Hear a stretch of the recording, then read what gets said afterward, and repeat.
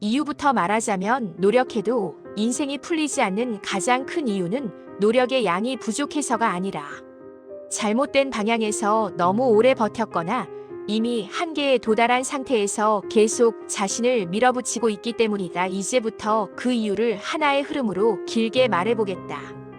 사람은 보통 열심히 하면 언젠가는 보상받을 거라고 믿는다. 그래서 버틴다, 참고 견딘다. 오늘보다 내일이 나을 거라고 스스로를 설득한다. 그런데 인생은 노력의 총량으로만 움직이지 않는다. 방향, 환경, 타이밍, 그리고 나에게 맞는 방식이라는 변수들이 동시에 작동한다. 이 중 하나만 어긋나도 아무리 성실해도 결과는 나오지 않는다. 특히 성실한 사람일수록 상황이 안 풀릴 때 멈추지 못한다.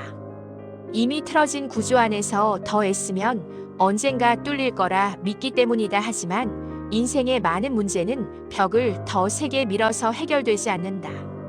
오히려 그 벽이 애초에 내가 밀어야 할 대상이 아니었을 가능성이 크다.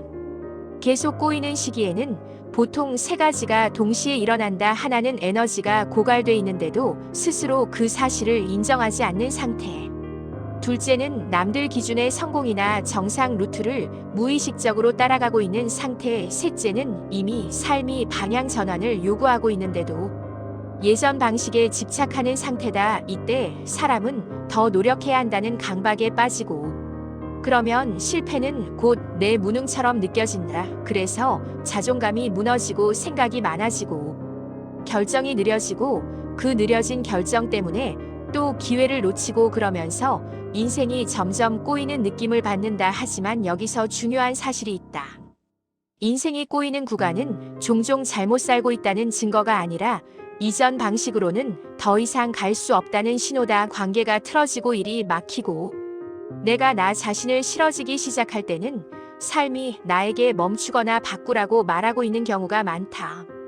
그런데 성실한 사람은 이 신호를 무시한다. 멈추는 걸 실패로 착각하기 때문이다. 그래서 인생이 계속 같은 방식으로만 아프게 반복된다. 노력해도 안 풀린다는 감각은 사실 나는 충분히 했다는 몸의 경고일 수도 있다. 더 해야 하는 게 아니라 다른 선택을 해야 한다는 신호일 수도 있다.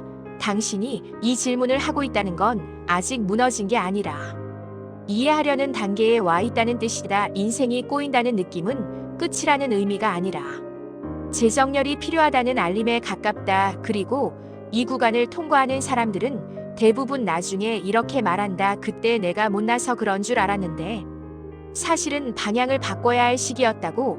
지금 당신에게 필요한 건 더 큰 각오나 더 센 의지가 아니라 지금까지와는 다른 기준으로 자신을 바라보는 일이다. 노력해온 시간을 부정하지 않고 그 노력이 더 이상 나를 살리지 못하는 구조에서 빠져나올 용기를 갖는 것, 그것이 인생이 풀리기 시작하는 첫 지점이다.